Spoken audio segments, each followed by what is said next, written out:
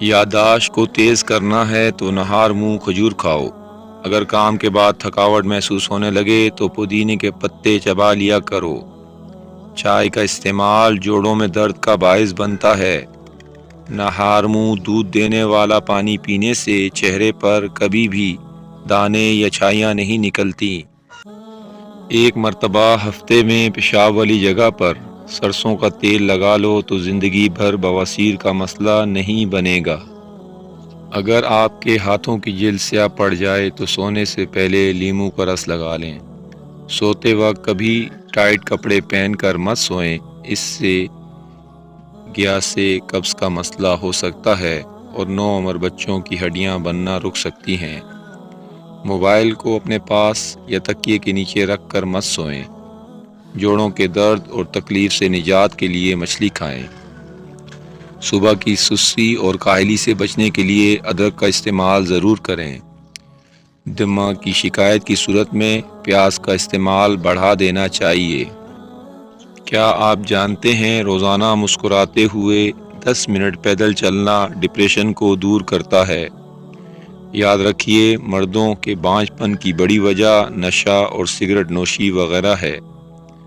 نفسیات کا کہنا ہے جو بندہ زیادہ کھاتا ہے وہ پریشان سا رہتا ہے۔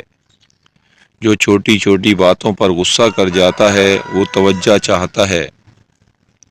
جو زیادہ سوتا ہے وہ بہت اداس ہے۔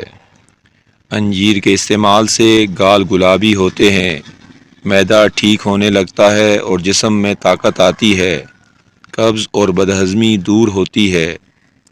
کلونجی کا استعمال زندگی میں ضرور کرو، اس میں موت کے علاوہ ہر بیماری کی شفا ہے۔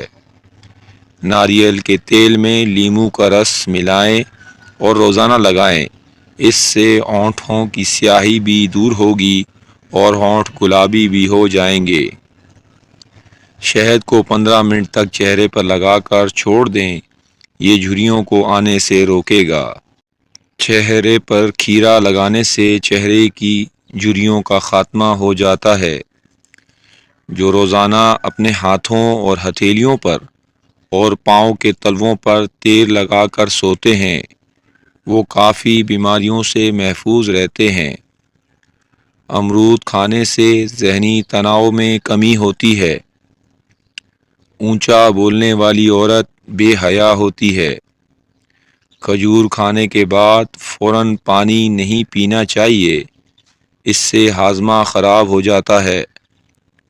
اسپاغول کا استعمال معدے کی جلن اور تیزابیت سے بچاتا ہے۔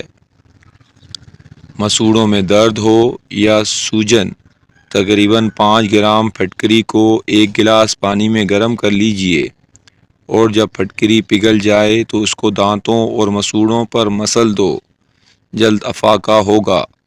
اور دانتوں پر نیم کے درخت کی مسواک رگڑ اور دانت کا کیڑا ختم ہو